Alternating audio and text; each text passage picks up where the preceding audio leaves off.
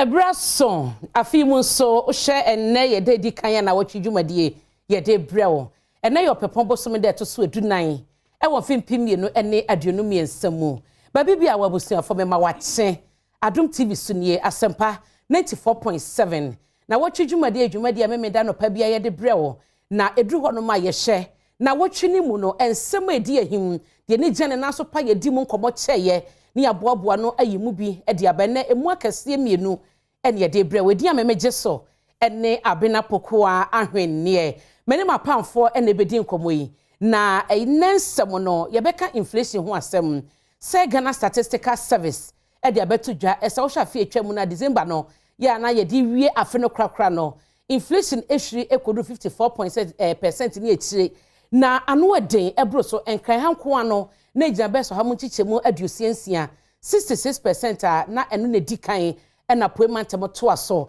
mantem ahodo ano etoato aso saa asembisa no ne se fa nwobo ekofom ya na dodo na hwa anim se ebebo amanema ebo akofom kakra eye adwuma anasa anya adwuma eno achi so dollar no ani sidi no ase sidi na ho odi bejane na so December nim na so e kame se an reflect ewodwom ebra wo kwakoto ade ne nyina keka ho bi na ema inflation no niam abo ewodwom no ehiri kosro ye bedi ho komo ade ama wo na ya hye alankwadwo chemante na lankash wo se odi ne dwumadie to ho as the trade minister ekowi akire no one Ghana for bekasa ye ekire ne susuye ne nani sori hunu de mo man Ghana ebro mato abama no ese omedi omananim na party na kasa MPP yi no as the flag bearer asembisa no enisa alankas no oye the best candidate at the MPP e wo 2024 general election ni mu ana eno eyasema no pai ye bebisa ye bedi mu nkomo dia mama bedwafo sinkonwa metwa me ho aba me ba meda omadi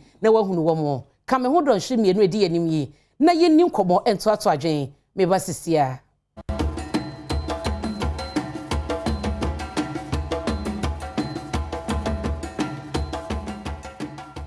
Mama wakwa ba bi ma ha eya Adom TV na Nnawotwi dwumadie na ugusu a wo hye etie wo asempa 94.7 na ene madi kan wa me topics no panyifo amenyomu bedi nkomo no Dr. Adu owususa akode oye economics nteba no sa inflation lai ho na mede ne befa na wa kye yade san se je se yenti asesa ohun na wa ma yenimdie nti Dr. Adu owususa akode e wo ha sanso na gani na poku ono aye general secretary at the Traders Advocacy Ghana ye tag ye ne bedi nkomo mo ne adwadifo no dollar ho sensem ene sese babia ejina no rate ya Bank of Ghana de babont na nya bia no eno a eno mo didi dwa e wo port wo no mana anansunsuni edem ye bekọ ho so na wa breaking it down e dia mayen eno achi lawyer Chumberima oye member NDC National Communication Team Chumberima Esquire ono so e wo ha tenensem no ye bebiebiem na Andrew Apia Dankwa Esquire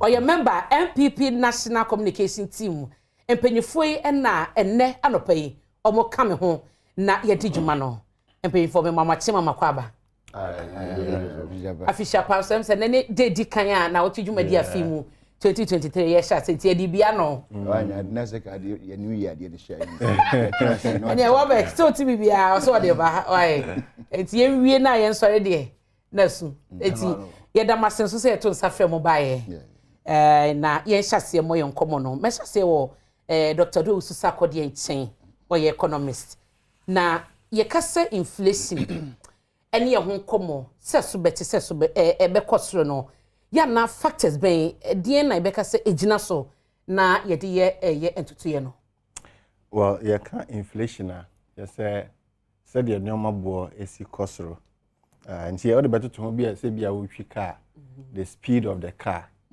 is inflation no kosoro is utia so pa ma speed na kwa animu inflation no kofoma na say what release o gas no kakra but still la car na kwa animu nti ya na man focus say inflation so tia nche say nyoma bo e kofom e che say speed ya nyoma no si kono ene so ate na nyoma factors in the bebre your demand side and your supply side demand side no Ghana hana intense kese che say bia the munim no say more money chasing fewer goods amount for ka no e dey asresem no say sika wo kronum no e do so chen nyoma ayeye no eno ne demand side eno be ma inflation akosoro nti for example say bia efie ha say ebia obi ton ade na also ton ma nipa 2 pe ye 4 ne wa ha na say ye 4 no kwa because ye usika nti no de oton no beka say okay mo ye 4 de na matum de obetimi aton no nto nti no demand side no but Ghana had an intense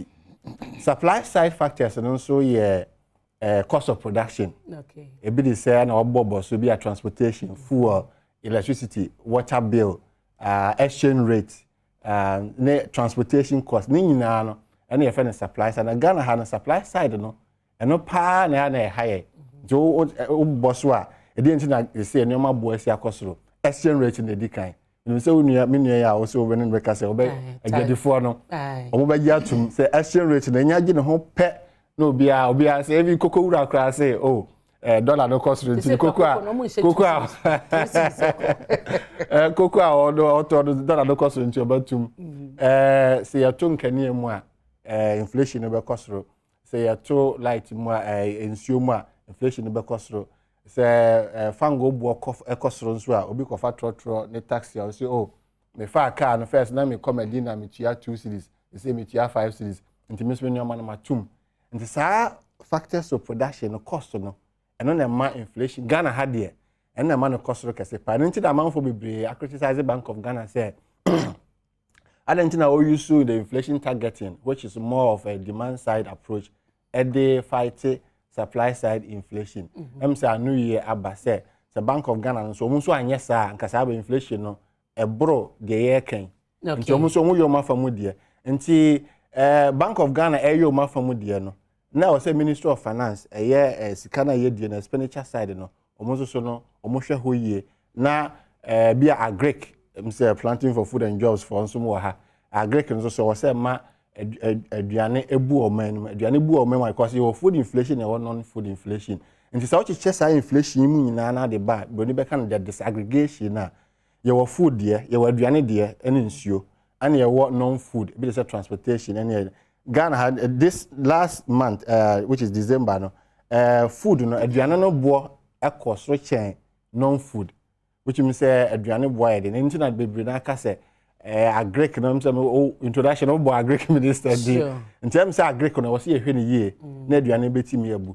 Now the kakra nso ekọbọ Russia Ukraine war no dey all kind of man for say but a funny bi no efiri ho because on say war no nti no Ghana fo enya ekwafo na enya fertilizer. Fertilizer no ko munya nkwa ne bo kosoro. Nti ama affect food prices all over the world. Nti war no dey fan kakra bebo wo mu. Ana obi so be ka say ada na yen so yan tutu ye fie ne oma yie. Wabra yen ko depending on Russia and Ukraine so more. And also so ehon komo ho. And you imported inflation, any local inflation.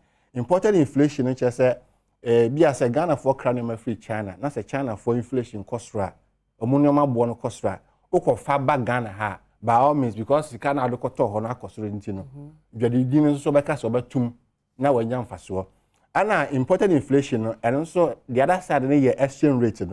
Say, Sikana General, so first of all, the 100 cities cotonoma, or the 500 cities cotonoma $100 here. Session rate no cost 6 year. We here 500 cities, you here 600 cities. Into Jordanian so bar or betum. Now ye be maba form so no. Ade ba ko no say ye wo regional breakdown Ghana ha no regions bi wo ho a omo nyoma say the nyoma no esi ekosoro no. More than other regions. Yeah. Greater Accra na dikan. Now for some time now no be last 2 months na ye eastern region minim Mr. Panyfo ha minim the ekosoro eastern region.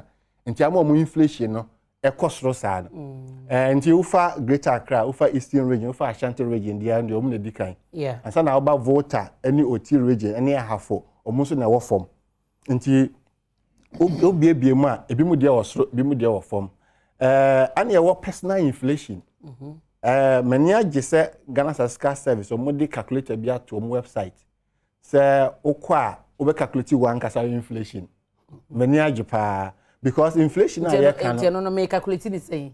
Oh say okay enyoma awota topa no any the weight nti me fa for example me say me ade e fa me sika kese pa e fuel nti me fa nse bia fuel e 40% and say na bia aba me light bill nti usika no say bia 100 cedis ya emu say na ade tua ode to fuel emu say na ade tua light bill emu say na ade tua water bill nti wo calculate obenya wo so obo say wo personal inflation no ebi a more than and I say less than me de nti ye nipa na yet here obi a de be different nti sometimes I even call it the dining table inflation, which means say enoma ye di or dining table we call dining table be hu bread be hu nsuo be hu margarine be hu beer say wache sa enoma no enso inflation is it say and I for item by item so obi also inflation is different. Ghana say grapes and already kind pa grapes is over 100 percent. Until you tell the grapes pa I won't say by the time I calculate your personal inflation na e cost.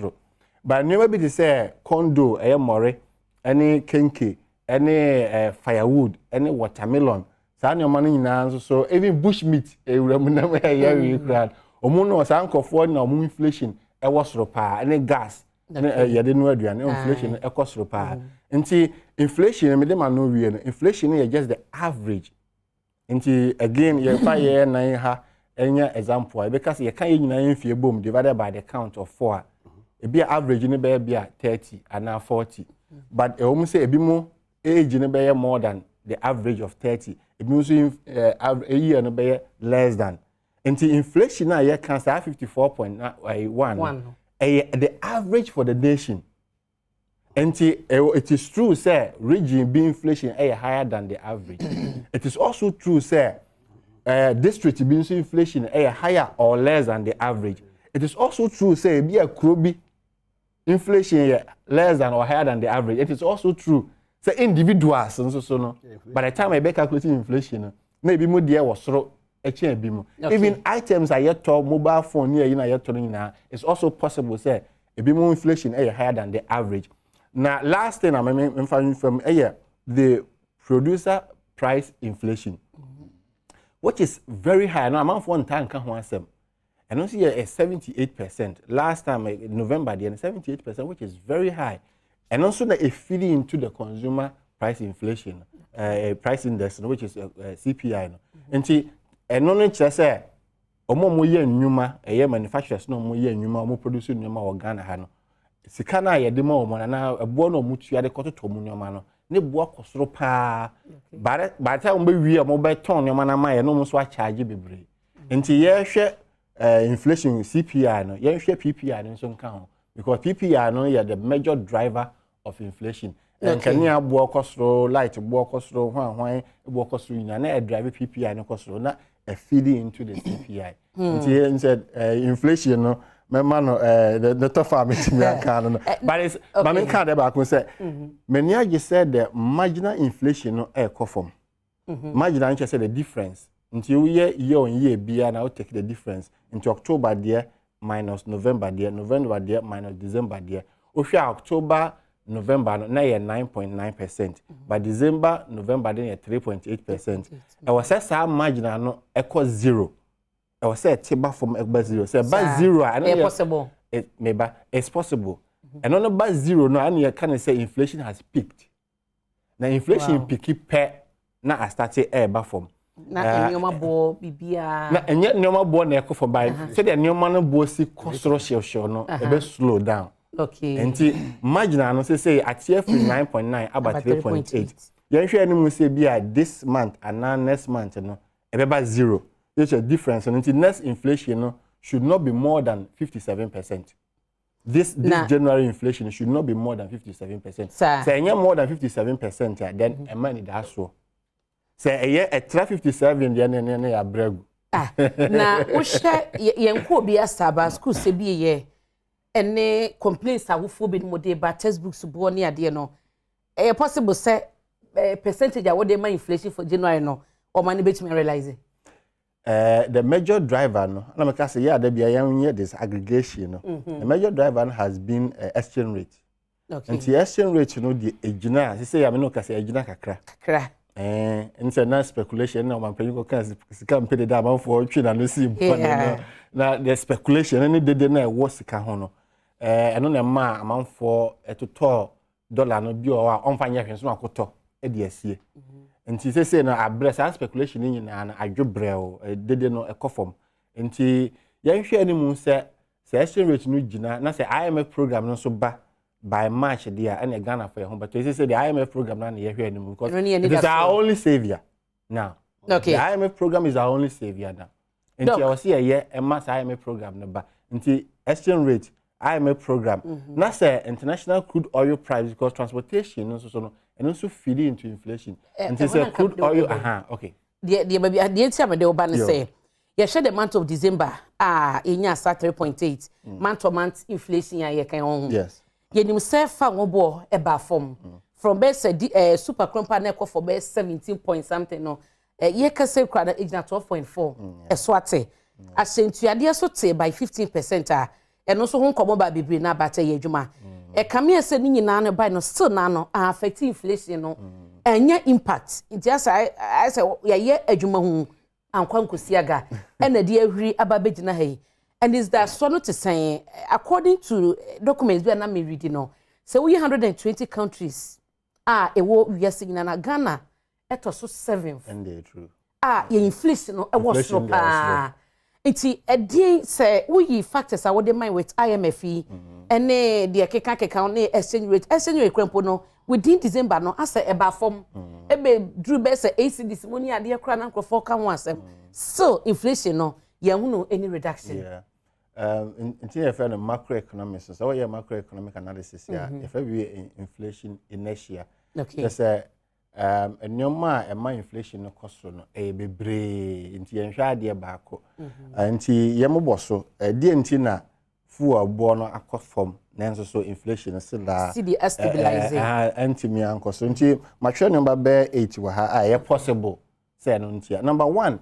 Idea Ghana for you yes prices are sticky downwards.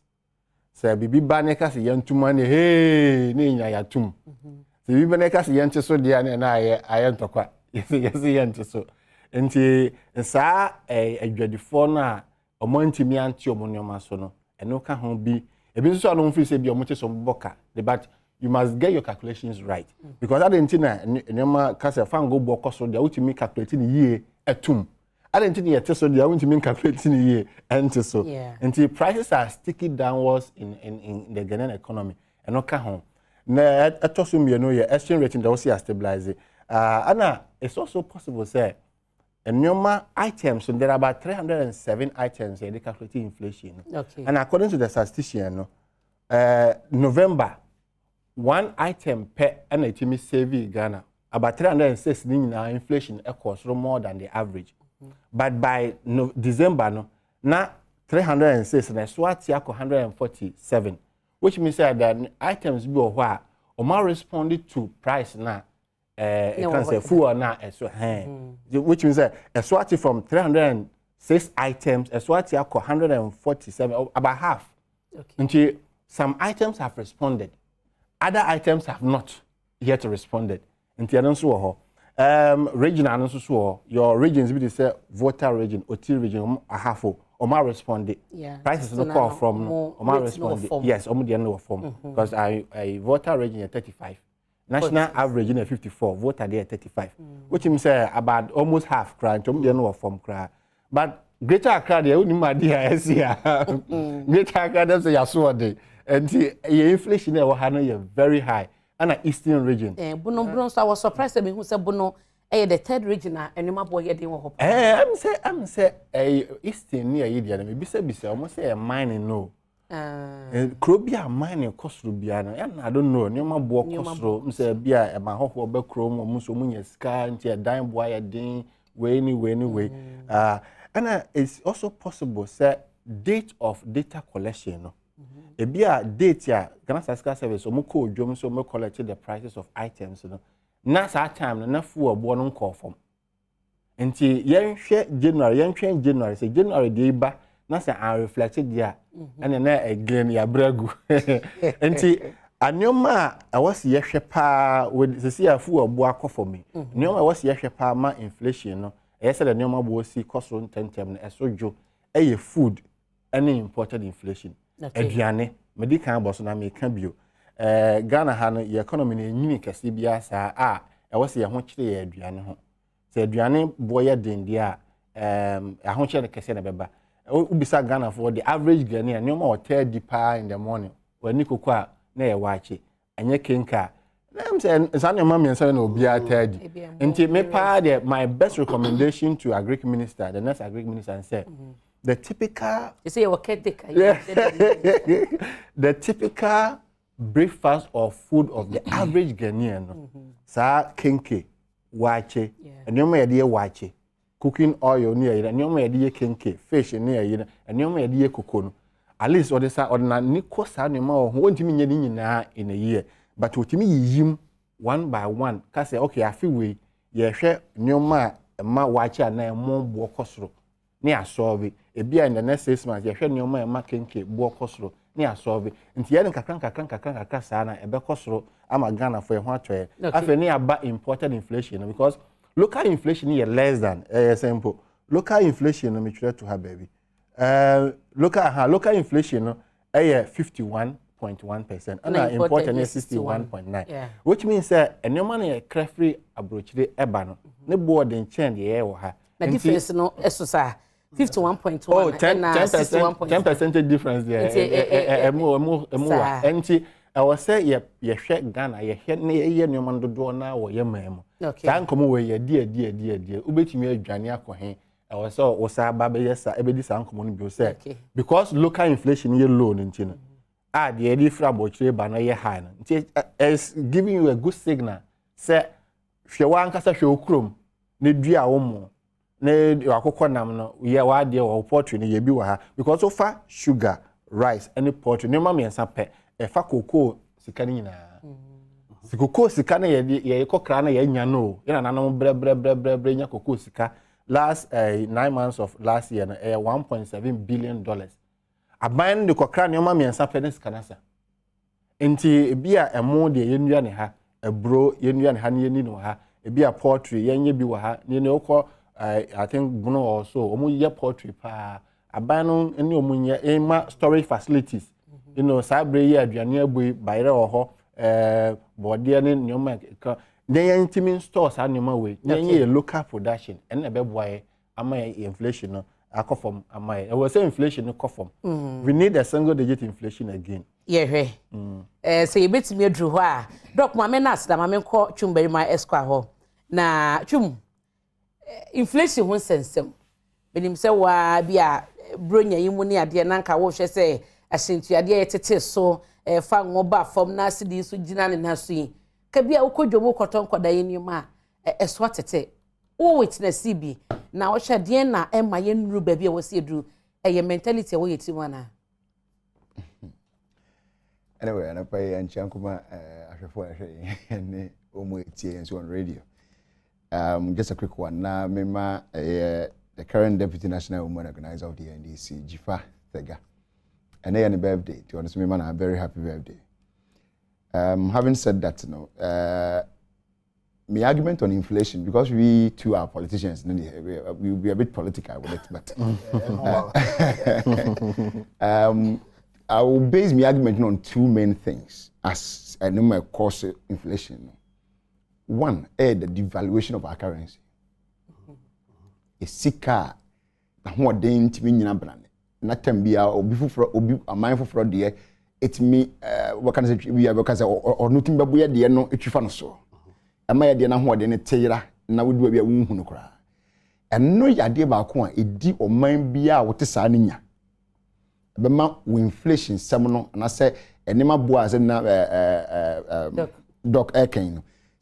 Say they see dwane ne bo ne si pjan ten na because why esa because we see kanu a odi kwoto ne maba no na ho ode enye papa bia but is in preppy no ade ba kwa mehu ne say one thing doc should correct me if I'm wrong but one thing mehu ne say em preppy no ade ba kwa yentimi nya ya because wa high from now to whatever say be ade ne say yemma yesika ni nyina ho ne yemma obi de ebedi ade so a typical example say yade ton o come be in Nigeria na me msa kwasinsia na me kire na de bi yehu a sign post bi a obi I think the property bi no more ton and near $40 oko Nigeria there is no single signpost be hu se bi ye obi de ton a dime na mount no kotu ye na in dollar renting could be renting in dollars. Thank you. In primary school so that's it in a very simple way. Can say once I would you be the now the and won't found the any man. You are making that same part stronger than yours. It's very simple. We mean economists, but we don't quite say. You are just making somebody's own stronger. And then the young man, yet and young man, you say every single, kind of commercial activity should be in our currency cities. Simplicity. Say yan sadia, then me and Mekota dear. Me the cities neko. But what ya so Mr. Obi Kraton idea what normal shops they work on we. So me do an $100 money back, the person will be happy to take the dollar than 7 million cities. Why? Me was what do you could do America? And pounds is the highest currency that we know in the world, right? 100 pounds, so the tadi is Ebola. And Turkey, Turkey. The only thing you can do is to go to the nearest forex bureau if you can find one, or have an account, move the money into your account, let the account change it back to $2 for you, and sign we see Canada get pounds and get no. So in America, the same thing happens in the UK when you should go there with dollars. But yet the do ha. Na ya makwan mo bi de na be de sunkunim because abanpo kasa e won budget ni bibia mo no quote dollar na so. Aban na mbo kasa no quote dollar na so. Project no ya o quote the project no in dollars. It's here and are you not promoting somebody's currency than your own? Who say no so ma we see kasa na percent na ye no entimi nyina ye da. Okay? So this is one effect that we are having. Number 2, as they will put it, the cost push inflation. And nema be a factor when it comes to for instance, as you were saying, transport fare, exchange rate, American can omo ekra na mafra bridge by obeduru habo. Ni nema okuyi. Ebia you ever say when say the duty as ko yi no let's say 10,000 Ghana cedis. The sad part in say obedu ye port na calculation cedis amano. Ya dollar calculation amano. And even though no one they say 10,000 okodu because the dollar na page mu cost into automatically the sika na so kokuti na so cost.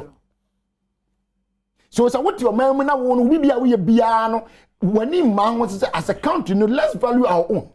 Yet say let's promote Ghana and share Ghana for him. But we have say your own currency, we are not even dealing with it. A government in power, a government in authority will be dealing with its citizens by using somebody's currency to deal with you. And then what target say, oh yes, the Casamini. We have few say Casana we are and no so we can fear answer. We fear the and you see this. But even at your own port, at the harbors, at the airports. The okra na ba the order no free gun ha akwama no who calculating the sika in dollars. We are see ni anwade na sika empedi na represent one na mu no de wo ye no emwe.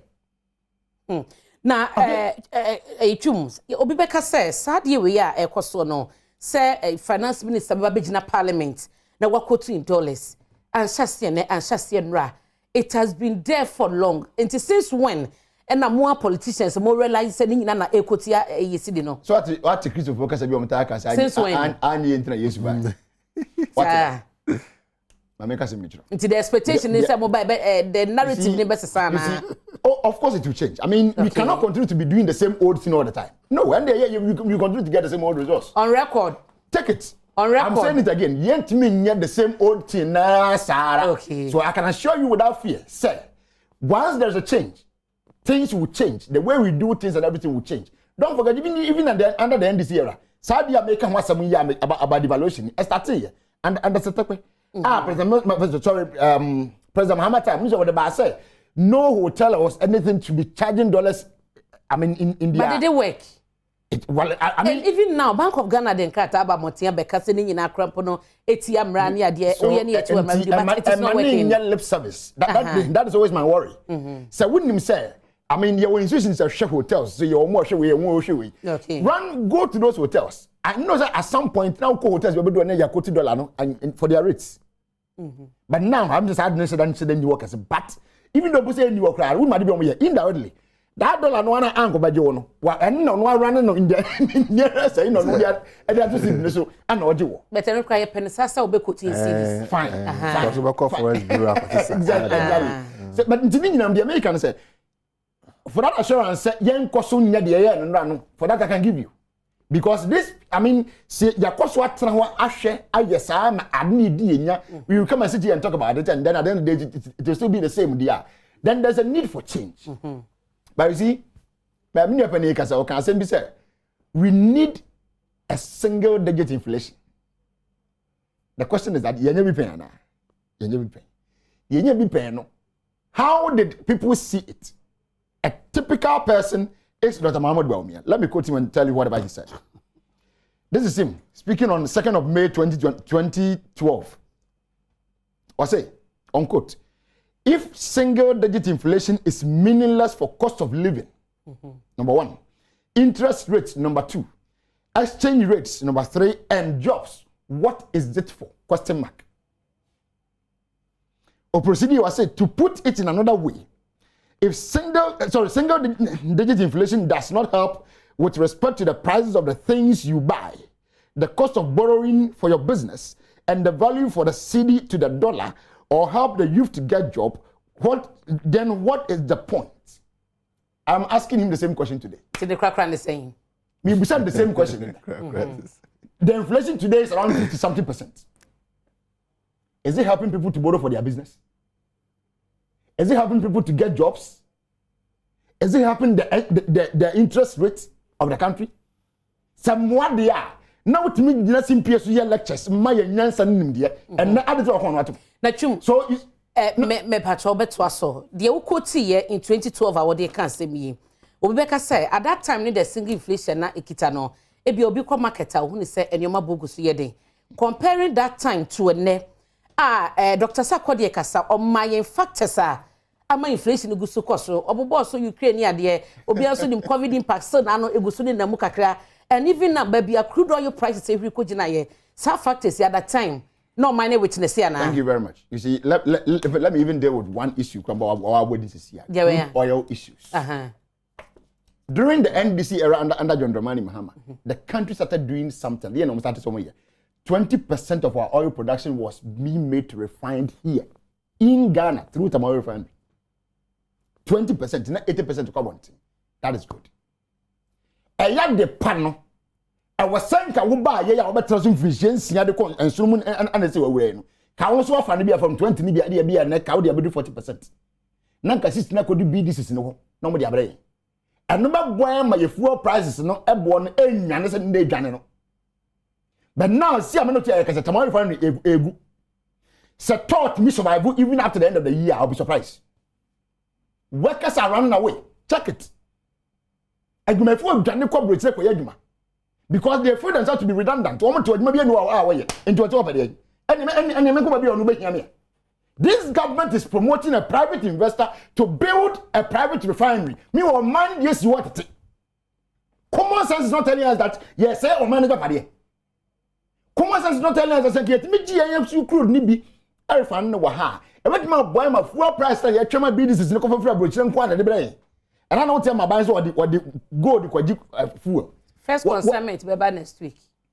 So again, back to my point. Common sense is not telling us that you will a padie be see ya bet me refining money be ma o man mu yanko bokanko han vessel and manufacture ade ni ma krom han mayen yati haya. That equipment, those machines are going waste. Workers are there, they are paying them as at now. And then we come and sit here and talk about say your fuel price cost and that by effect of that animato a minimum board cost you offer boarding you offer the dropping boarding. Meanwhile you want means to mitigate this measure or this problem, and we are letting that means go waste. Someone say we are letting that means go waste, and then they will come and sit on air. They will get opportunity, and instead of them to tackle these nitty-gritties, now mama for one they'll be talking about things that are not relevant to the people. So say they are not using the memories and the brains to think and help us get reasonable solutions to our crisis and our problems. Now that be if you say the king, what you have to myself okope, as you said, the first consignment is coming. Was it the I'm saying next week. George Mekudu Kanekai. George Mekudu ka ono deputy lands and forest use there and on the catch say I know when say good say me now is good yo yati someone we in charge of daily energy some the lands and forest of Angoma yes they good for oil so na good for oil minister for lands and natural resources look at the good yo mate ozi Edijum. Masa me bisa na me pese me hwe se factors a ama inflation ahwere ko gina 54.1 na yedimu nkomo nneyi. Ya bobo bi so akrudu de na wo kan solid one na wo de ato so a say bia aban nankasa e de emergency go akwanso anka ye medru hanom. Compared to those factors a LED ye amenya that inflation na reflect wo dwom the ordinary Ghanaian no benefit no. You betumi compare these two periods. We can compare. You see, I want to senior when I economists, I had a offer. But you also doing well. Oh yeah, I mean, well, but sir, I cannot be speaking like an economist. And you know, so I'm a child at me. But the point I'm making is, let's take our mind back to that era. The dollar or the exchange rate was not even up to 4 cedis. Take it. As of 2016, before Siabako elections, the dollar was around 3.47, 3.48. No, 2016. 2016. Between 3.84.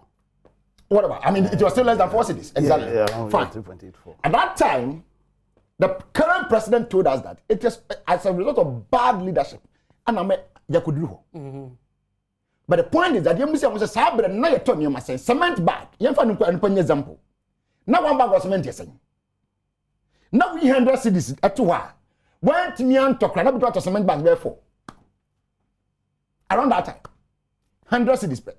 And 100 cities, but just one bag now. How many years? No, but I mean, it's not by the years. Okay, it's not by the years. But a county and it doesn't count. Yes, but you see, if you made me understood, say, even 3.8 or 3.47, 3.7, whatever, was not right. And even some 100 cities were not matter cement bags were 3 or 4. No. Okay. Now it was still wrong. And then I want to one opportunity now. 100 cities when I try to open. Do you want me to praise you? Mate. Chu mame kwa wo masomra ansa na maba esquire anjuapia dan kwanchen. Nana Poku General Secretary Edma Traders Advocacy Ghana tag. Yene ni bedi nko ni ma se bia no mo ho atowo mo ewo port wo mo kra ne ma ba say Bank of Ghana wo hwe ne exchange rate or the babeto abonti na che say everything is rosy. Nana Poku otime kai mo ache no payin. Meto nkamini aba. Ye da say ene obra wanyamaye. Se dia mo ho atomo a port wo no bibia de da ye. Anya no kresa. Net saying Mame fa ekwanya wo de amami so na me ncha adwedifo na me nkantre adwedifo se omunhye omusapo mu nsu no munkoso kakra iliyi se ebeye aban we mi metimi agira so aka se oba so beku adwedi wa mase oba ma commerce ema economy ejina wo man bia mu no atimi ejina sa me na o ka se GPH gapuha omatu omubu me na o ka se Ghana Shippers Authority watunibu na ojadini ni de ma ontunibu so ojadini tunibu mu a you say we are causing stir on inflation ni aba hwe me dapia me kansa asemi na me kan ya na political animals ni di agima no asiboni abai bia o Nana Poku ya na choice of words why Nana Poku te benka me pacho choice of words political animal na de me pacho o ba retract ya ka ba ni beje me that's so Debia ye kase aban bia odi adwadie ebedi agro bia no sa aban no ni sabesi fom me no kase ni nya sure se ya ba mu panifo mbetumi akonanti dwom afọ mu wadi ye bebo mu tutu efi se odwadi ni bia nsa dan nsa yemu a osu Me no ka say benchmark value e call 100%. Na benchmark na call 100 no. Odwedini ni ntra ho ebra onto ne niamam na sabe ni getri enhia na. Etimi ni aba so bia ka kire o port honum anigi aba ho na eye me ya na me mpe sansem keka no mi odwedini. For the past 3 days, me catch us me timi di me tito keteswa na me boa. So, enyema ekoso wo edwedifo widie mu no. Enye bi na ya na politicians no abetra wa ya no mo keka. Ekofo sikashi. Okay. Ko ba bia wunya bi. The banks are not lending. Because ukwa enyema ne insama edo be from na at the end of the day wa be tu na mumika adwane agya de ukopɛ no ho no kra kano ya na edin asema making politicians in it to our money, but that is the truth. Etiyan yegusu aye tuyan ye dwadifo no for say e mo bia metete ne niam so meboka. Because senyame yo adom na timi kofa ba. Wo a wodi batuso toso na nya usika na wodi share dwetire nim no. Ano so na economists ne tra o say eniema bo kosura na inflation ne koso. Nti aban na wo ye in charge no. E dia na o so we. Nana poku eto da bia obi beka se mu adwadefo ne mu amokra ne maba so mu ni ganafo ni ye. Edi entia wo hwe eye December di mu a inflation ni kura san hwiri kosoro a yedidi mu nkomo yi a enioma boba fam kakra exchange rate no wo hwe Bank of Ghana rate no mo de babonte no na beka se ye welcome kama na obi a expect se mu betete nioma so ye hunu no saa asentuade nyina mu susu eba fam even fa wo krompo kranso no ne bo no etiba fam enso ye hunu se edwomu no eso ate yetumu na mo beka se ne man yakofa begu ho no nti yetumu no okwa akoto a ebekoso nti no wobetum watum yate so dia mamu ayen muni Ghana fo di ne ye Miniama I think that se ofa obi a onni dwa ne kasa na wakama no me no ka se dollar ko 13 bi back policy bay and omudi go akwa dollar ne te ba for ma se no womo a ehwe yensika so na ye hwe ha dollar ne sa ko back adeba no ma na mututu ho ekire Ghana for ka odwadi ni bia question is obedidwa na obenya mfaso enyo odwadi ni person okwa akofa niema no abeboka yen adwadi for da bia the last time I metra wo fidie no so me kan say ye adwadifo ye nim economists ne se ne wo ma omuso omuhwe nwoma mu no. When it comes to projection, okay, ye hunu say sa dollar ne so tie na ete no ene sa niema na esi no, it was a charade. So no me peni twi kasa bi anka metimi aka enka nipa nyina abeti ase na nya real. Okay, tisi ami no kasa dollar ne se ko kwa na eko na den na ebesie se Bank of Ghana o maimu ya den a tise yi ama niema ekocho na wo sole anu aton dollar ma banks no ama banks ne kwan se dia mo pɛ no mo nkoton na ukwo ya na se e bai ade ti na wo fancy se emuo na wo nkyerɛ mu nkyerɛ se ebia me the dollar no ama mu sei mo so mo ton sei eno the Bank of Ghana ni wutumi na abochi kopɛ no dollar no de ba no ton abode na wo ba ko bank na bank ezo ka chezo abochi bi checho jale ma me friend ma mini aba. And I am not missing words because Ghana hano meka humbi ye sycophants. Asem no kura da hono mu a na ye de namia baby ade ekoso e wo business community no enye and ye there say no ya share hu nkran say de ya kan nyina no falling into deaf ears. Yet the any say you be protecting capitals. Inflation. Oh man, kind of crunch. Inflation was hovering around over 80%. Okay. At that time, now, Omei Ewura and Yemuno. And son later on, Omudi Figabi, Ebabeto. Because we do practical economics. Book long economics. Maybe this is and a year Jumano. Okay. Na kitibia film, na mamanos, ma prasibi, na mahunu, kwaya, niema esi fakro. Practical. Yo domno, practical. And yet, you go near tre, I'm obiosia. And open many abrefa. That is that. And Yama Elquasu, a judge muno, Yamianimini, Otawayanto. Nana Poku. Giant Tony, Nipano, no, I was there, or ye Juma, our former sector, mere Tianica Yeno. Ye Tianica Ye. Okay. Oh, sorry.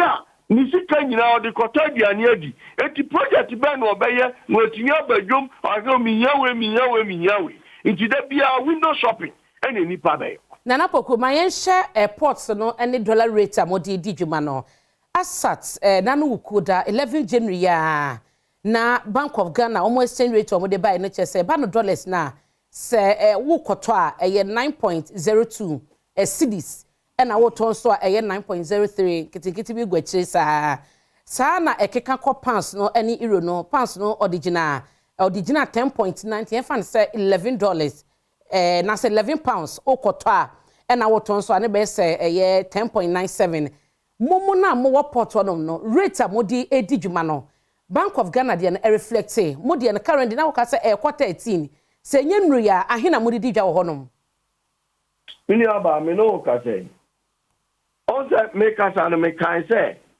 and the Bank of Ghana no na regulate sa forex no sure etino ka wo de 9 point something na wakoto ama bank because banks no so koto it's not like so omo kokoji into okoto ba no so ton me no ka say sa rate na Bank of Ghana uko commercial bank bia entesa obeto amount say the abochi ton because onuzu hiam faso so the rate in there man who do up free judge ni bia is here obeka chiro say it is heading towards 13 view so port what the any there ya buy obetimi a hedge and I say obetimi de sika port ni bia to us port munyusu Bank of Ghana rate buy it is up pepe na me to niema ni wie na me koto dollar na me de akofa niema fofra say na me to no eti me mesre Ghana for the way any yenuanum journalists for the way ya na nipa ni bebredo o mani abesi adwadifo so say adwadifo na ema sa niema we ekoso no enya no kre onipa na oso ne niema no ontimi ne niema no oso ne kashire nye enya odwadini no awonu akwaje bosia wo bosia edidi dwa no ana wo say ye de ensa kwatrete no so meanwhile wo mo amasa niema we nyina happy wo mo ne na mo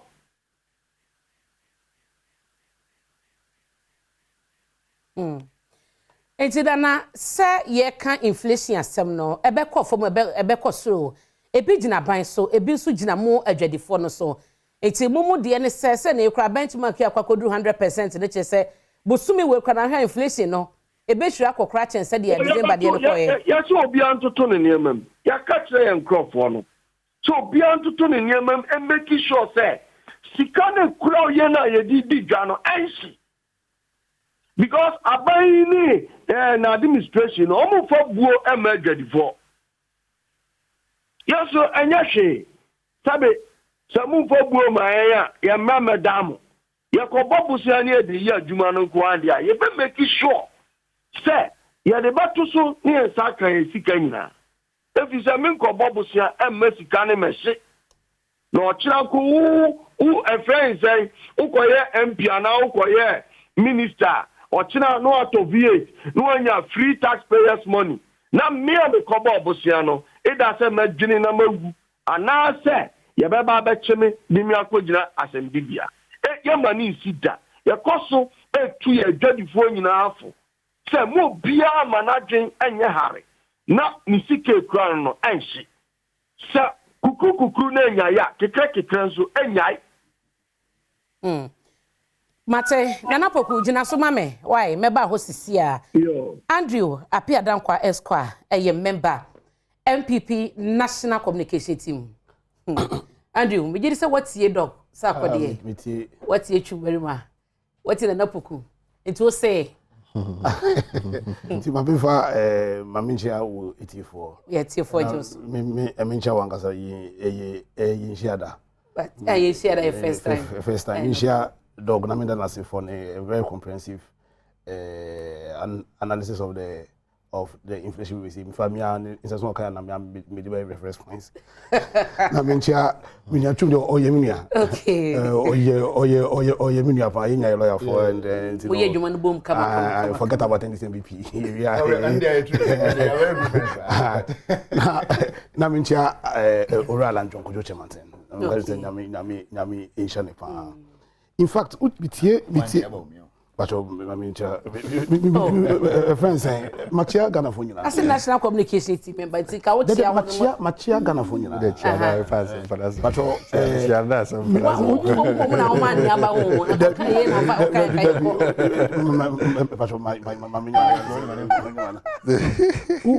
Utie the Dorkheim, Utie Mini, Utie the I think there's some consistency in some of Omoka. Because dog it break down issues. Or say your demand side, your supply side.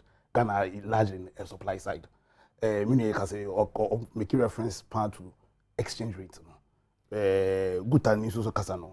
He kept on talking about port. Oh, tag. Usha ka trade ye. Uye trader. Yen car say nka normal obeton kwan ye amana normal. I'm on a normal. Because once I focus on pots, that is a large normal motor in ano, a normal yakra. What you say? Because I'm going to no my producer was here and pot issues to come for you MBIM. Then you want no more crab and more produce organa. As I'm can say, because there's some consistency. Okay. I'm not saying to blame him. Matthias. I'm not blaming. I'm trying to say, the way all can pot. What it clearly means because clearly say, it be what has it. Then there will be no need to say over crab, but yeah, can't pot, yeah, can't dollar because normally you hear what he know. Yeah, crab. And that's what I meant by there's a consistency in what they are saying.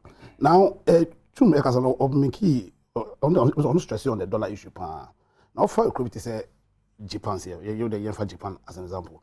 Japan $1 about 128 Japanese yen. Yet, inflation rate, which almost about one of the highest ever now. And I'm 3% pay. In Argentina, almost yen to dollar no really low, but almost inflation. Because me also could Japan most of the basic things almost here to survive. Indian, Italiano, almost produce or almost chrome one, almost put crap there. Osha, so low friends saying rates almost the one value almost couple benefit for them because almost produce baby a warm chrome. So then the key is clearly no. Your problem here.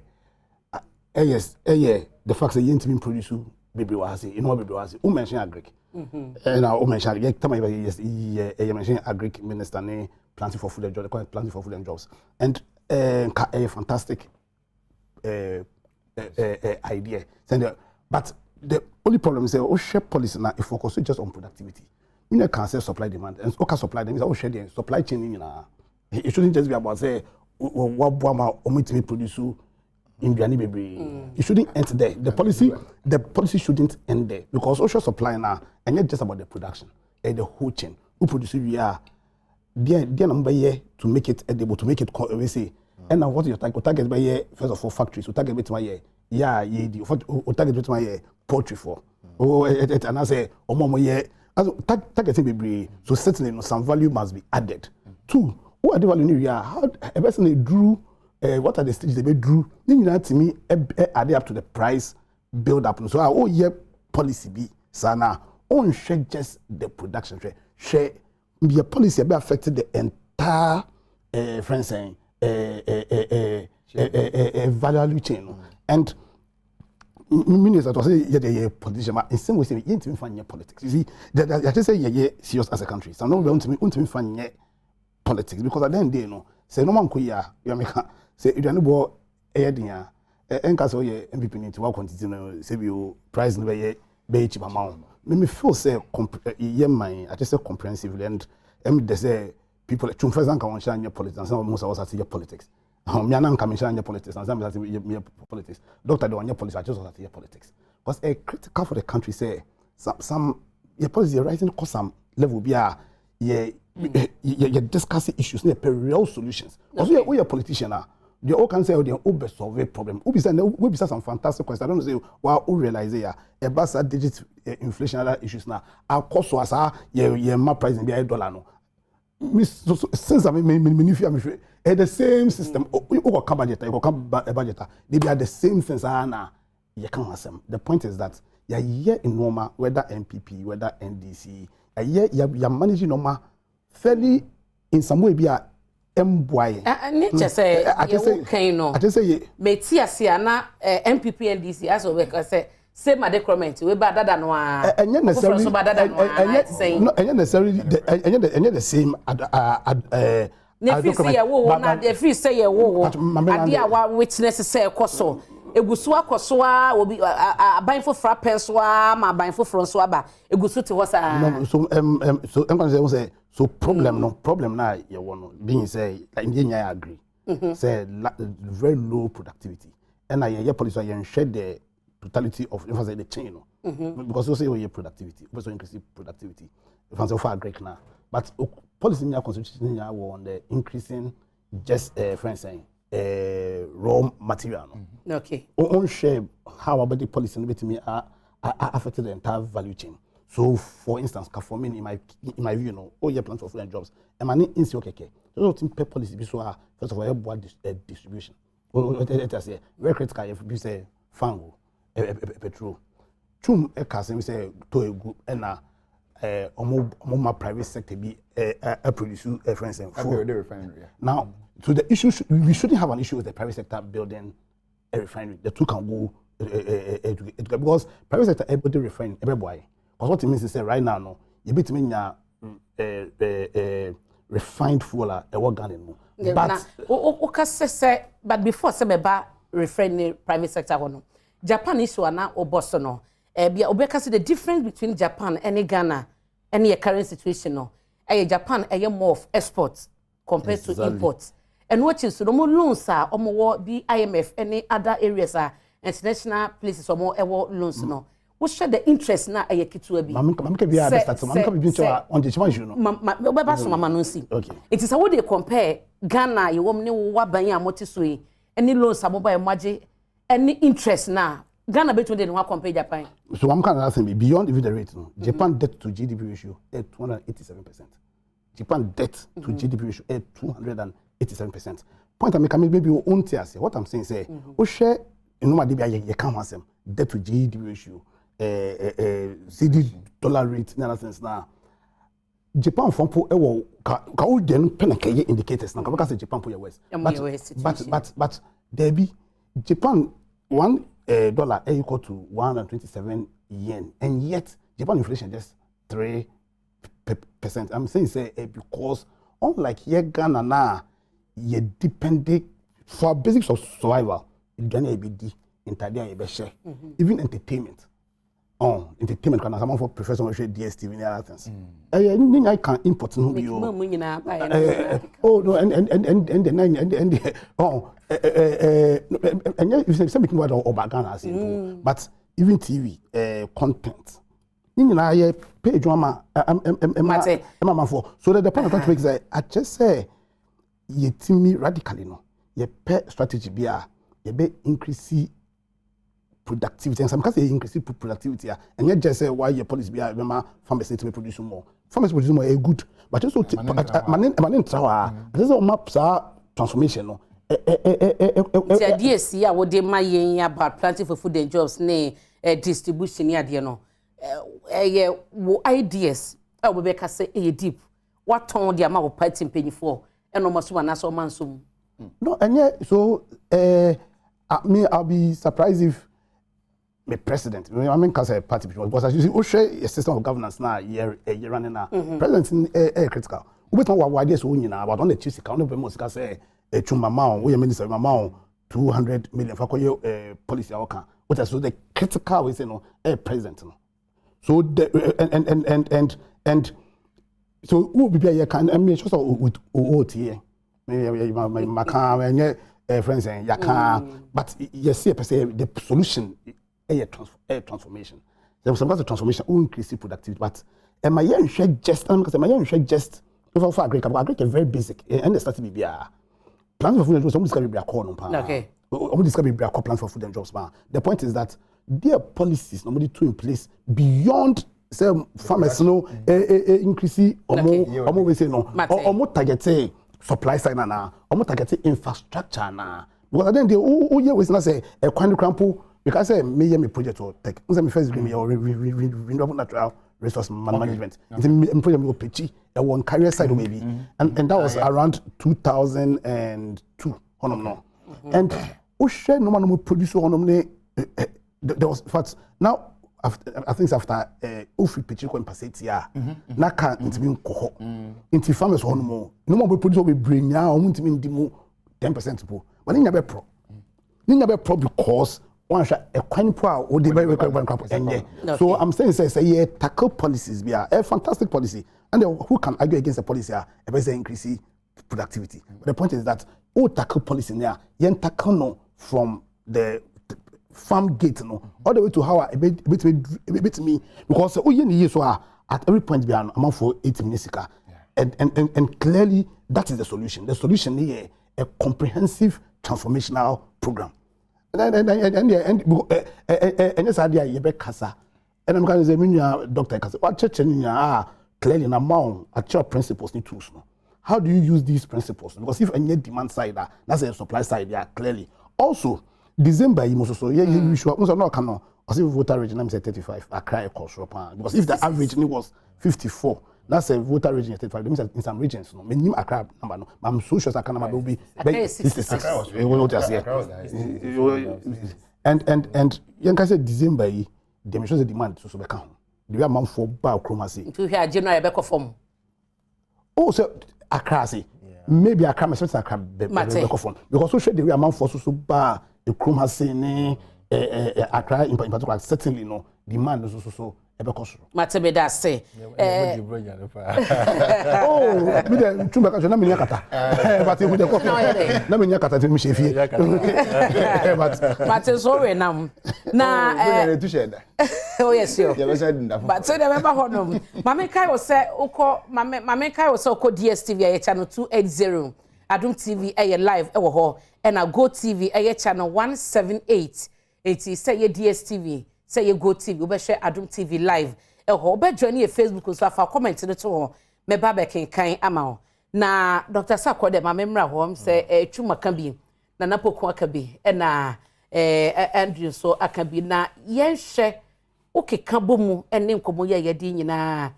Bibi wo mu a obepese obeyi ama ya wrap up wo inflation komo is. Okay. Na ma sorry na maka ala cash so.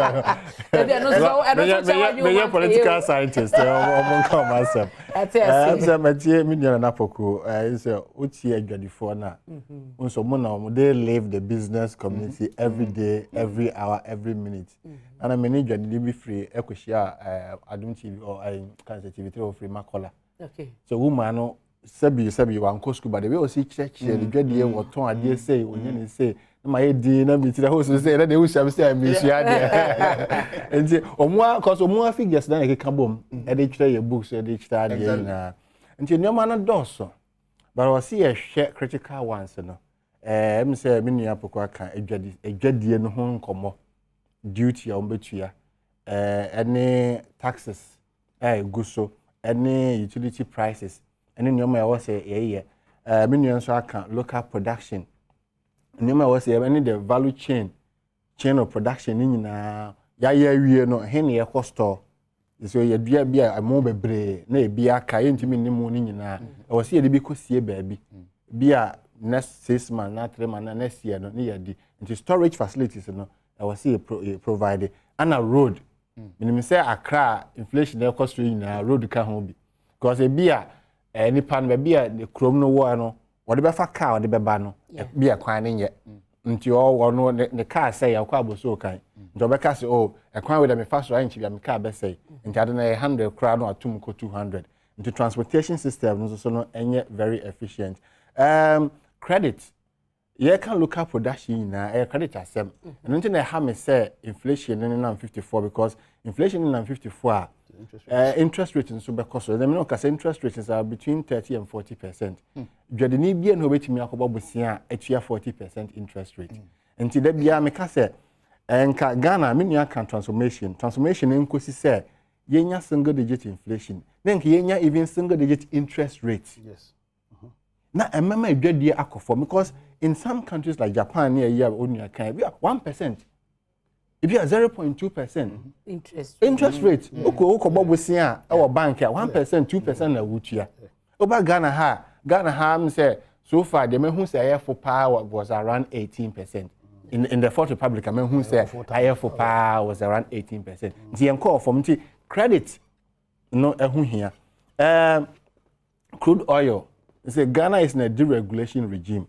Just say aban no ntimi change crude oil price no kese bia because dodo no agina OMC no ensem nti aban de omu ay about 30% of taxes and levies na egu so no nti ye bobom pa say international crude oil price no enkoso because and the man home no so pe na ye nyina ye high na me nyon so kan to asem ni wu pa so my ye oil ni we dia ni ye nyina she say ye produce crude oil ye ntimi refine ba ko kra wa na ye abane ntimi nya hwe nti can say refinery ne de ye nkoso abano emfa nhye omfa nhye mo policy mu na onye na Ghana so ye de ho to ahoho aborofo no so too much over dependence on external because nti BBC ye pe ne ho akire ebi ni na me professor ba ko calculate the effect of the war Russia-Ukraine war and say amanyo for me fa chomu ntie ye NDC for mamo nka se war no fa hwe effect bia ma be before mamo so nka se how no nyina gina war no I say I was asem no me professor na calculate ye was say exchange rate no effect in a free war no is about 28%. Okay. And it's at 28% in a year. Yeah, the bebo ntokwa na ese ne the bebo Putin. But it's also because of our over dependence on them. Yeah. About 90% of your fertilizer if we these two countries. Krom hayenya fertilizer bia. Yes, that is yours. Of your fertilizer. Fertilizer you do dey share kuafo bisa wo mo. Omo nya fertilizer kra mfa nyom adwuma. Do be nya so a ebo no kọ so ohwe iron ore 60%, share wheat, flour, and no my dear pan on near yin and say minimum because I or no your pan or say local wheat, you know, or the year amount for on top, amount for pay, the free Ukraine number. I'm saying nobody, I'm saying or say the city, I'm sure would be a high ye. But it is one seedlings, no, and try. Say be a hold your mutase in your pa. You go pay seas no be. Maybe whatever technology you be. You be near you find because our over dependence on other too much. Maybe it to a bit too a touch my pet na ho chire. And now the growth of money. A Bank of Ghana the intervention and also can be. Omunsusu I can say Emma intervention with the growth of money. Okay. Say abano kase bia abani here sika pe no akotwa aba. No omunsusu. We no bear 10%, 5%. Say minimum say 5% of the previous year's revenue. Nti abani betimi atwa sika up to 5% of previous year's tax revenue. And we na say we dey wabro so 10% cry it's fine. But omunhwe say omomoro nko entra 10%. And fiscal consolidation.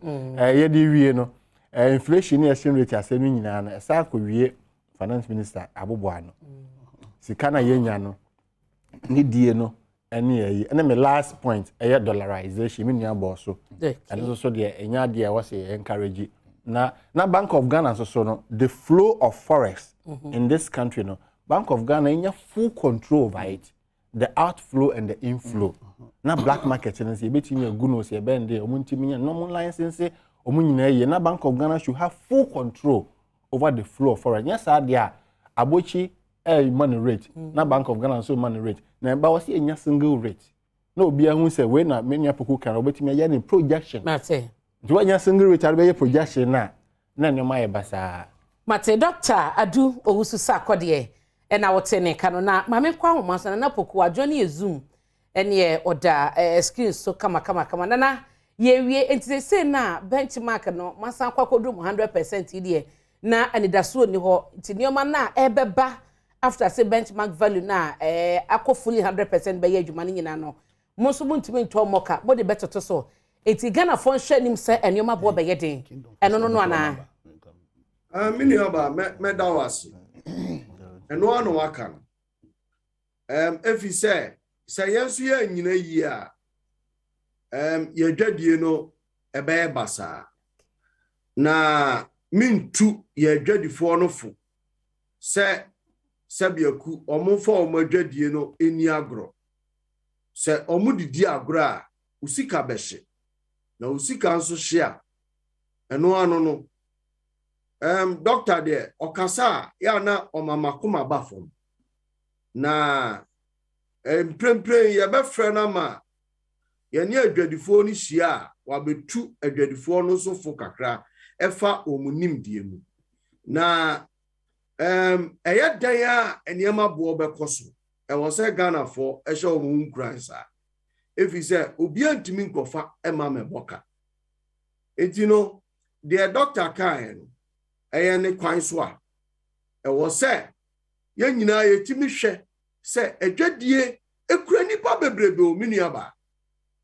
omai almost met me aka say 75% edija eya adwadie ni edi etino sa nipa dom nyina ho be kire yen ama eniema aye basa mi wogidie yie se emwa efi se yen factors no se woni ye hia ni e de ensam ni ye how bebre egu akwamu a ubehu say Ghana ha it takes the real risk now they are a business na sentemitie ora Nick danso abiam na opesika edi dwuma ewukure mu wanya Spain baby o trabo bra ena otimi kwache bosia edi be hye ni dwumadiem ewo Ghana adenti na o se basa etimi ni aba enye yemfum so obia enye sebe pene epe se ye pese adwadie atupiti na ye ho kire yen anase yesu ye ma omanfo no kire wo ye de ekokromoti ama mandate se akwabrane emehwe yen so no munye hihye pa emma sebe obi ahonto wo na se ko ba se akwabrane antimi nya adwuma no na emom ye adwadifo ene ye fa mantle no so ade a ene ye ntumi ye besre pa se wo mommoa emma dwumadi a enipa dom dodo na ya fa cycle for dona fa Accra Central fa friends Kumasi adwadifo nko a it is on me hwe mami kansa monchro support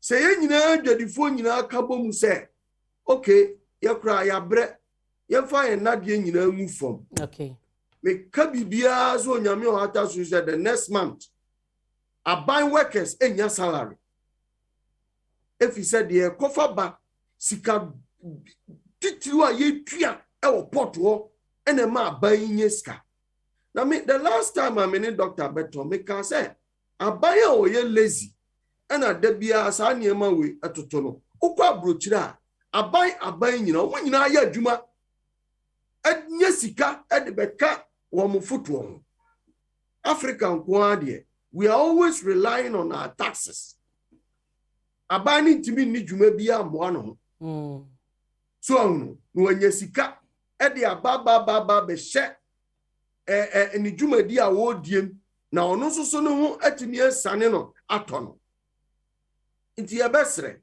adwadifo yen de ye no Ghana for mo mani nso hwe there are countries are now no metu kwan koya eben yen yekoye observation ekoye assessment kakra yen se edika kacha mo se Traders Advocacy Group Ghana yen trafako yeko Burkina yakoko Nigeria yakom yamia bebrebe Ghana adwadifo me bom nsem ama Ghana adwadifo papa ama ye den o ya de no mo ye man shorty after obrebebrebe nyina yetimi di niema gu akwamu ama ukodwa so a bibia obenya biato do ne bo na eden ensu na unya bito na ba bia akoy na enuane ne nioma short wo ho ana oh me say na me pesa me bomu bebrebe ye pese yete e de ne de na akoy wo hu sa short wo ho na Ghana de yete ye Property is Burkina ya mianim ni ya wo commodities bi a wo Ghana hanom a omo pre na omo be fa akọ e bi e den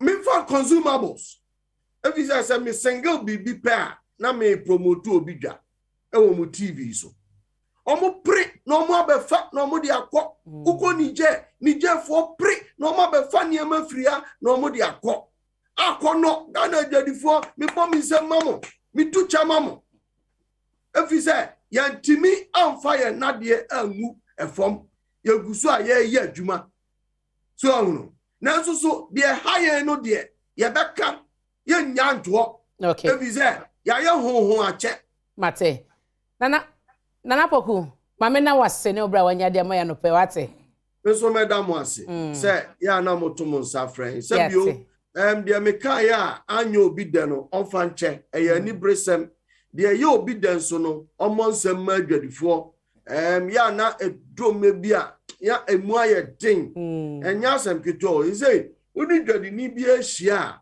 hu na doso enka hu nso no enye team na ye rhythm enso badwom ha eye hu kwa ebe why me da sena na poku na otene ka no oye panyi Traders Advocacy Ghana ya oka mo ho ye begina ne nkomo iso na ye twa ho aba ye ba ye borum NPP amanyoko no ene ahead of 2024 general elections se ne de akwa no mo be frankatuni na ehwo ahobo ekoso panyi ba kwa wayi nanim na woni Ghana fakasa eye alankwadwo chemanten ye bedi nkomo ne nsem bi ode tudwa ene enya no bi efrechire eba na ono akasa the personality no asembisa no say oye the best candidate and as the best option na MPP ebetumi de nakọ akofisi NDC 2024 na ye bedi mo nkomo de amamedin ede abena pokoa ahwene ye basisia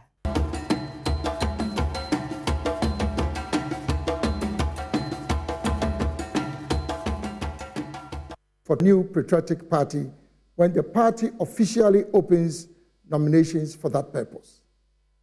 His Excellency the President, Nana Addo Dankwa Akufo-Addo, has been a good friend of mine and will always remain so, based on our shared commitment to the ideals and principles that inspired the founding fathers of our great party, the New Patriotic Party.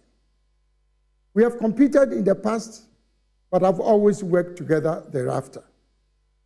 The President has laid a strong foundation for the socio-economic development of our country, although I believe there are things that could have been done differently. My vision is to build a superstructure on this foundation that will bring prosperity to our nation.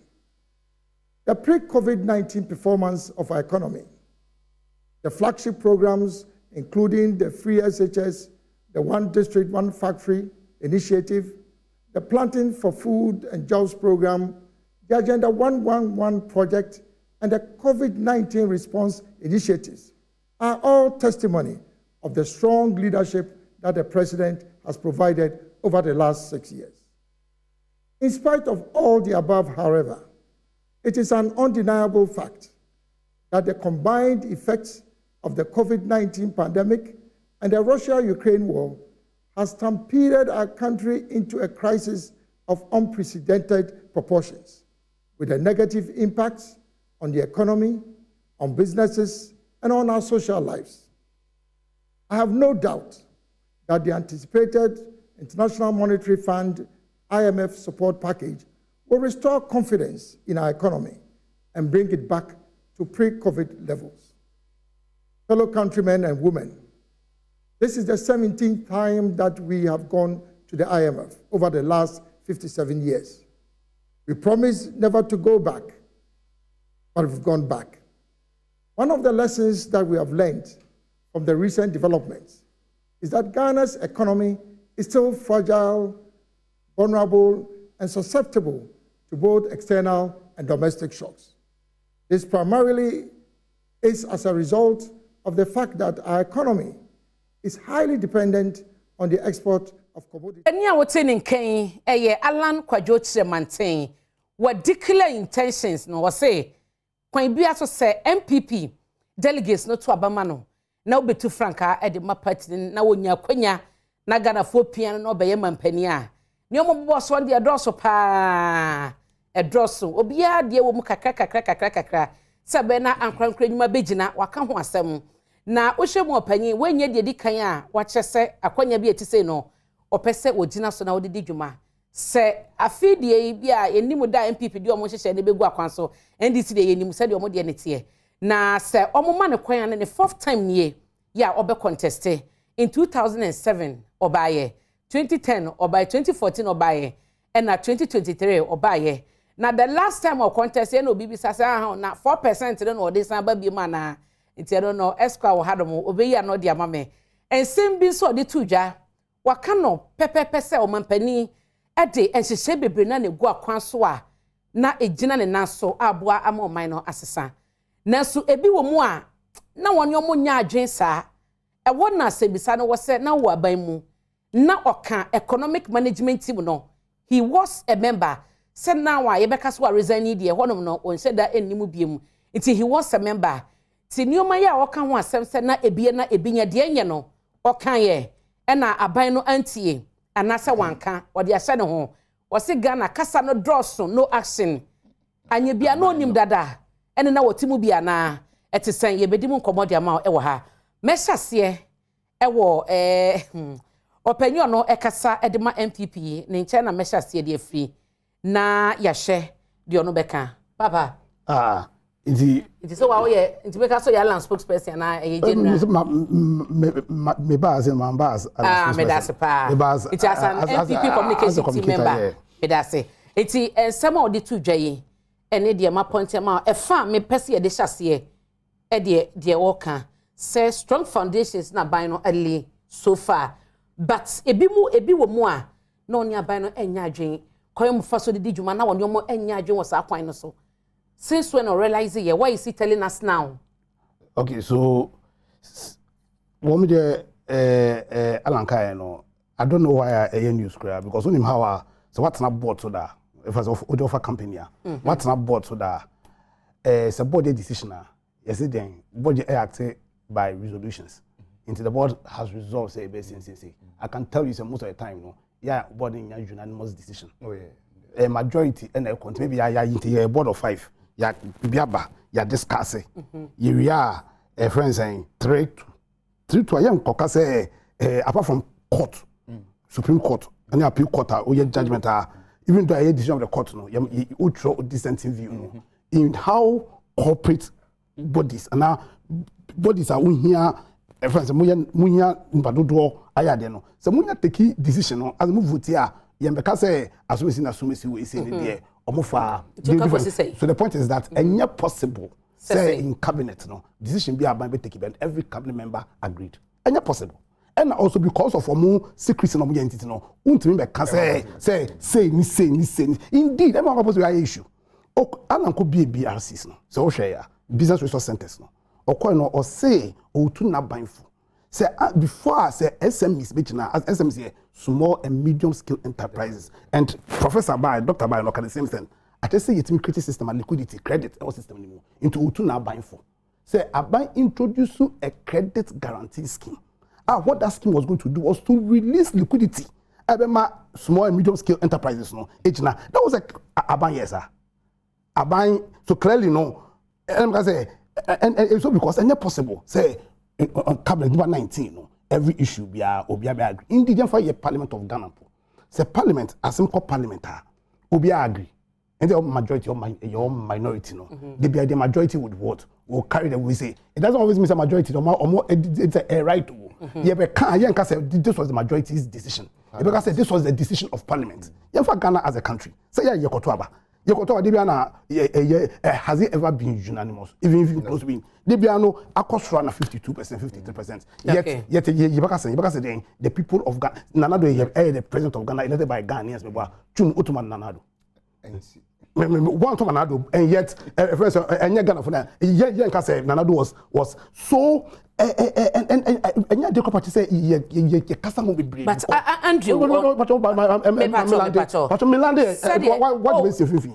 And worry, some yana me more treaty. Okay. It is a 1 minute, you will still have your 1 minute. But at the end, once you were part of the governance, Meba, you were part of governance, and then they also resign because of ambitions. Ain't no watching home. Why I don't know catch and say. There were some decisions, and I said once I hear board on your BB and be agree until see a Benyan document. Now, I say be a secretive into no 8 me my bond to say as soon as God definitely a minute, you better those who agree and those who did not agree. Ain't no Nina, what's no more, because say, will brassoa, or person will pursue one business, and I would do one few more. Does it mean say you knew say be a kogu? But still now, because of what you were getting to know, me tell my manakogu. Now maybe I saw my gem one.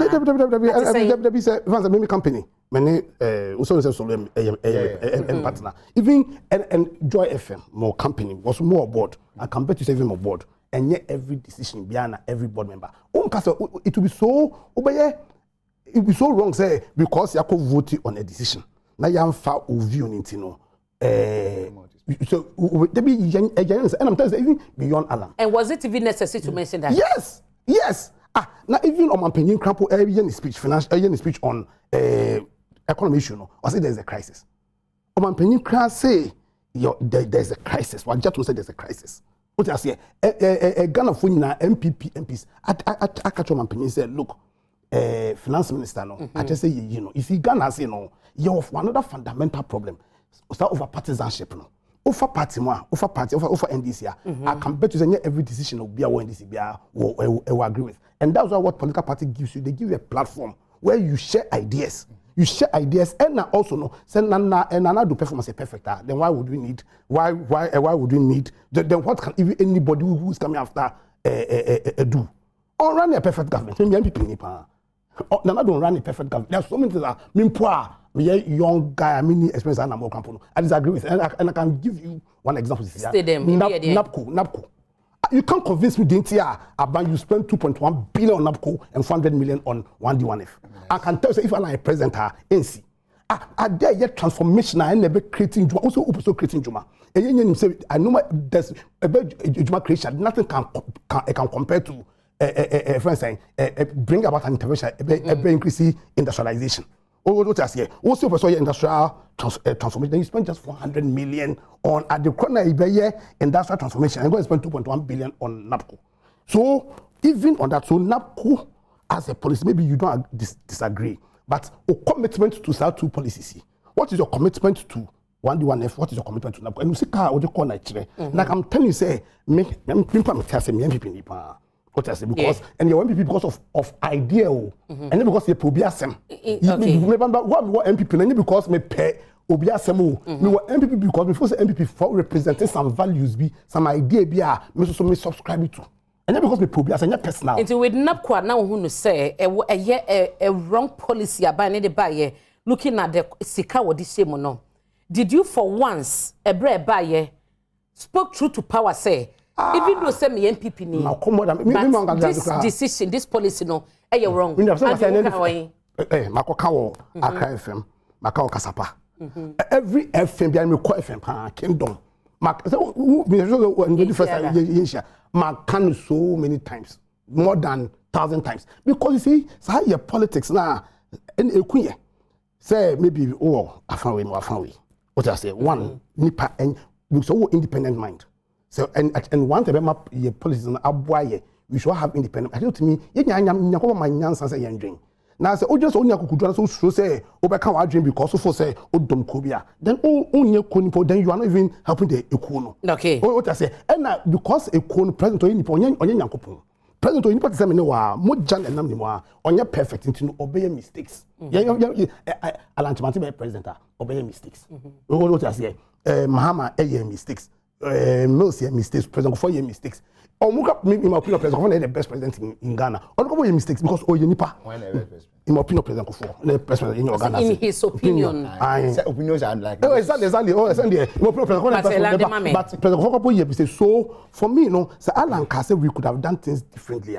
No criminal, no criminal. I'm saying even beyond so Kase way no. Or Kojina BRC, a Kase, I introduce you credit guarantee scheme. Clearly, or catch say a queen be so. And that was clearly because yeah, he's the minister of training. I said me okay. A big deal because I say be say konko kanche no okuku say you be no the make am say clearly no about introduce any credit guarantee scheme. On first in his view, not to say introduce credit guarantee scheme. Clearly no Nanado agree on that policy no. And I'm going to say normal because young Kaiser then they know. Even in your party, no, the way you normal. First say, and also, I'm one last point. Well, can you say Alan Martin contesting? I don't how many times? 3 times. What I say? Okay, say 4-1. So for the uncontested, so now we didn't have yeah. Now, so we are contest to be top. Clearly, no contest to be. What you are telling to who was say? We are Papa we feel so many normal. So we make chance to make normal differently. And that's why we are contest over 3 times. First time, what can we programs? Also can the programs.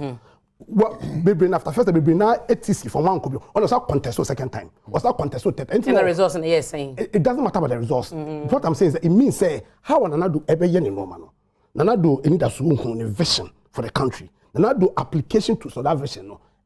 And Antimantin a different vision. And that's why you contest. And if party delegates and as a party faithfuls no and believe in him on 3 consecutive times, and then just said now no. The people are not the party faithfuls are ready for him. Oh, what I talk about? The dynamics couple, a friend saying. It's now until Chilmuma. So first of all, what are they? So first of all, time you call 207. You call 270. Resource. What I say? Crash resource. What I say? The point is that what I'm trying to just say, politics every election piano dynamics no it change considerations no it change in normal amount for no at that point in time no it change what I say into no you very big mistake if we compare the number happy in fact whoever thought that we could come sama omaboni to whoever thought the kind of popularity no mate what I say so dynamics no couple it change so you so for so we say fancast. The point is that at the end of the day, and one was say even as a local focus here, as some Lancaster great transformational program or proposal, in some about inflation and about production. This is one of the most comprehensive plans are Obidiaba. Issues. You concentrate on that plan. But that's a chum within NDC, more fear be Alan Bar. Monaco como was one. Yeah, na rema me won need do. Na kwa ba so we dey ba ho. Hwinsi. Oh, no there. Salan na bebo ba akun ya ye kana se na bebo ho na bebo. Ye we ya. Nye ba akun ya on the onya unity. Na what is so oba there? Oh, oba hallelujah wa man so praise the Lord. Ye dey wa. Dey beba mbia ye dem. Mate. Ono ne ba baba no nzahwe because no there. But you see picking just a line of a statement from the Honorable Alan Martin Ekaye, or even before I go there, for him as a person, personally, I don't have any issue with him. He is one fine gentleman that you can't take it away from him. Perfect, very perfect gentleman. Gentleman in the sense that ne posture, ne kasa, ne bibia mun ma hu se gentleman can say okay, where cratch and I say where cratching is good. So indeed, he's a gentleman. He's one person in the line of politics.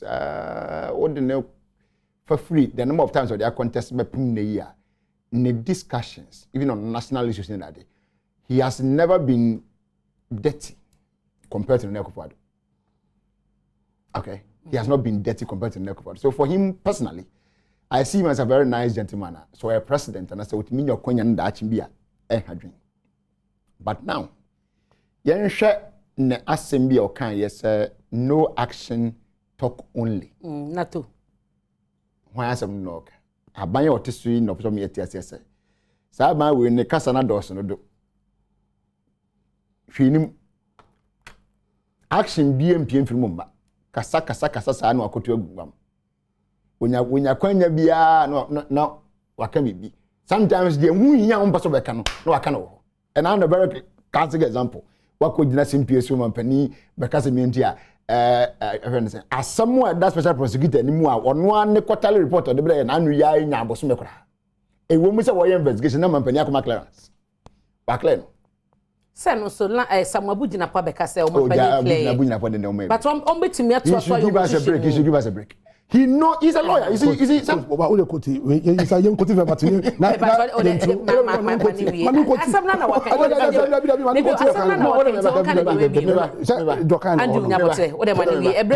point in here. Abu Nnawotwi should have spoken at all. As what can I mean, it's a dent on your work. How often I bet defend say we should even I appreciate what the president said. What do you mean? What does say? I mean, with all this due respect to you, senior, I'm called. As some of the kind, it was totally wrong. There is a petition before CID now as we sit here against that same institution. Yes, CID for somebody with man there. No more politics will have on my investigations about that institution. I can't mind. And as some people ask you say, obey investigation the results about. Special prosecutor on one pound so much catastrophe proyemu no hwema anima bi a chia wa ban mu and even non government kwamu enye no offense adin krata babo wonten se anima o ye nie wo hwemu a me wo copy da wo hwemu a wase akonta man na dwuma no so ade ogusu ye no ho hwehwemu na investigation course ne ma conclusion na why do you then go and make a pronouncement on a matter that is pending investigation? You being a lawyer, you know better. A lawyer, he should know better. Then you go and make such a pronouncement about somebody or an institution, and then you come and tell us, oh, Evan is a lance minister, and so can assassin. I mean, we don't even need his explanation. But back to the point, it is confirming that indeed this segment of no action, talk only, no, I confirm that indeed this government is empty. Which he was a part of. This government is indeed empty. And they have been empty from Genesis until now, like I had Revelation. They will continue to be empty. Sure? There is an institution, so there's a body called the EMT, basically the Economic Management Team, or membership. But about being who are you see, like your Mamani can train the same. They are not there by law, they are there by convention. The Marabian who are a Cassian form is identified. I mean, it's not a big deal, yeah. And a big deal. But it has been there from the past. I mean, you can be from Rollins regime and it has been there. Now, about Webano, what made us say a solid EMT team. And you know, about we are not making us a me. We didn't see PSU. And the audio later. We didn't see PSU. I can't say. Oh, well, let's see what about Dean, Dr. Uzofriya Koto, Dr. Alan Kwajo Martin. We are not saying, can you tell me one about the economic management of the NDC? No, be Andrew and Carrie, no, you're going to say, man. One more to $1 and 13, 14 cities. When it was at 3.47 in 2016. Okay? Final change. This same EMT, now Honorable Alan Martin was a member of it, as you indicated. Remember, indeed. But funny enough, and that's how I remember no, that EMT now I could hear to agree and then I am a view. EMT no, and I could hear to agree.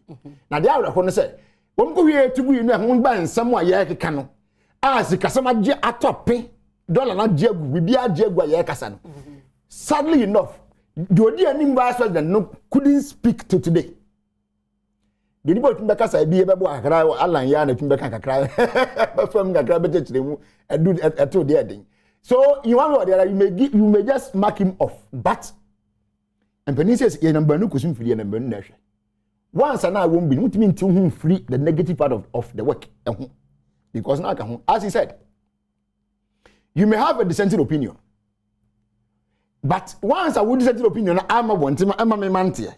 Now Yeah, the one thing you say we have resolved, and as you decide to say, we say no. Automatically, it means that no one you're doing, no one you're doing, what do you come? It's very simple. So now, say not EMT no. I'm a very high interest rate of 30 to 40%. Yeah, collective responsibility. And to come. And the inflation, that could so be in who ye or can until not to know or can be. Oh, and it's all not in now. What about no one can on the back on a maybe I cannot do. The other one dance in the media, in the Bible says, I don't think some more kind of all restricting to a by way. Or some so camp a power arrogance. Say, arrogance. So beto aba e dia mo bi no betina so wi a onti obi a betina so wi a obi a beka bia wanti de ono kwen na ye adenti a wo restricting to aban we previous government and society TDC ana some ma mi win we hu say bi kwa wada hodi a won kasa hu so on kasa what you say wo pa ban ya arrogance say the man can you akufo da ban ni person when be first Ghana ha family come person be permanent. There is no government that is super arrogant than this government, including even the man leading them. In your estimation, who doesn't know this?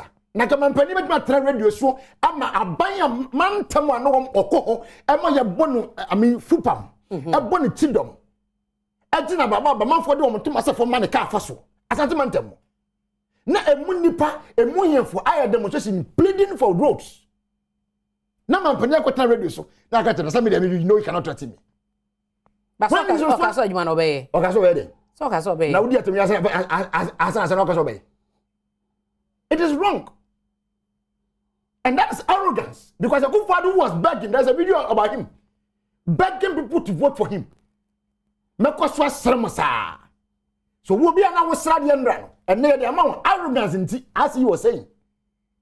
Due to that arrogance that is portrayed in their government and in their people, no, and you are able to tell us that I mean, I cannot be forced to vote for the MPP or whatever. And no one has. So that is a signal of the arrogance. Because you've never heard any NDC person.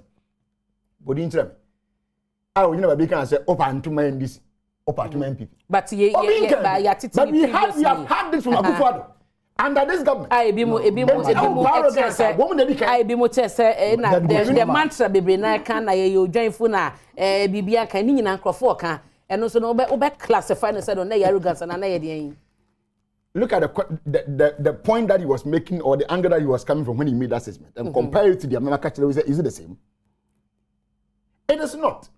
To the extent say you had a president or catch Ghanaians say Ghanaians almost short memories. Ni nyina no na enye signs of arrogance. No. Sir. No. Ethiopia no so na arrogance. Ethiopia, I will take it on record today from me. Within the Chimbarim Alexander. Esquire. Nobody, including John Dramani Mahama, has ever said so on Ethiopia. Let me tell you what happened. President Mahama dead goat syndrome. Can be Mami Land or the Metro. No problem. I've taken note of that. President Mahama went to Ashanti region on a program under the invitation of Otunfo. Program national night. There was a live band. I don't know whether it was Lumba na Munebo, so a different band being Nebo the Aminkai. Na numu na sa nyumi sabe na sa nyuna baso fro. And ye bo Lumba nyumu ye ntubia. Asante hini jina ho odi asabi. President Mahama jina ho plus other dignitaries. And ye bo sa nyuna. And no, and na sa nyuna bonifo ye afomi MBP. Ebe diwa kachira ye say President Mahama si won ntubia na obo ye ntubia nyum. But it never happened anywhere in his campaign trail or whatever. President Mahama muemu and not even the campaign trail music or whatever. A boss I you say no. Don't remind him how much won't take Ghana Nibiara. Oh, Papa Kasi want to be a Akufo-Addo. I have the video of it. I can give it to you. No. I was so not the own Ethiopia. And indeed also Ethiopia. And we still had the president Okojina Santemantem Koka say, would you go to Krumpo a year crime more Krumpo now? They will not appreciate it. That's what I'm telling you. So political and as a power arrogance and as an arrogance. Look, I mean, I'm going to fight with the context that the person was coming from. I've given you a comparative analysis. Where a question is being put to me about somebody's need, we're putting through a grievance, which is a demonstration at the capital was said, I didn't hear me perform. You are from me. Next time, I'm going to tell me for you. Not yet, Busa on the William. I wouldn't say it was said as a so. I know be a no cat upon some swing in a tea. ene ma me ye nyina chi ase wo hu papa me ye ma wo ase wo hu ne ma me ye ma wo na wo tremu fra ne ntoma sa no me tremu fra so wo kan directly dia wo be ka se wo dia ya twem dia that is the context that the thing was coming from tem ka se hwe ba bi benefit banansa na wo de abo nipa naten okay ye betumi so anya obi from within the MPP dia wo kan obetremu afra ne ntoma ma wate asesa sam ko mampani kan no na mfom so ni ho dia hia mo dia hia dia wo kan so okoka say ne okokromoti no ntumi me so okokromoti mfa nkoto aba no you will get someone from the MPP obetremu a ma wate asesa dia wo peso okanie na nya temdidie na nya ayampia na oto se de wo refine no etremu se de mampani dada kan no se nya enya ayampia asama branch and host no wa mu nipa ba ko ebusa no se kwabre force ade ehia omo pa ni okay now in the past they have continuously voted for the MPP whether you or any other person who has contested mate na ni nyina em up yeah misi from ni nyina em po se omo ato amamu nyina achi no omo de hia de akase fa no omo sentiment kan mate ne mo sa free we want to mo omo de a ano mi se no male omo ka sa free ni simply mean that in this political year or election year na be ban so anya ma omo a woman to ba ni ma o party ni bi. Okay. The response that a reasonable government will give to you was not to tell you someone to me jai. Me da se chum. Chum Berima Esquire member NDC communication team. Andrew apia dankwa ye wie. Mo position mo ho. Mo fa wie. Yeah, very well positioned. Okay. And chum ne munyina person we person quote. Oh, that and they was say chum say then. More twisted facts. Now facts dey when neto no yenti do kan or say as a people can na party you Ghana for nyina as the people we must focus more on getting things done than talking. Who you see the wording rule interpretation on we must focus more on getting things done than talking. Ghana is gradually becoming a little country. Ghana for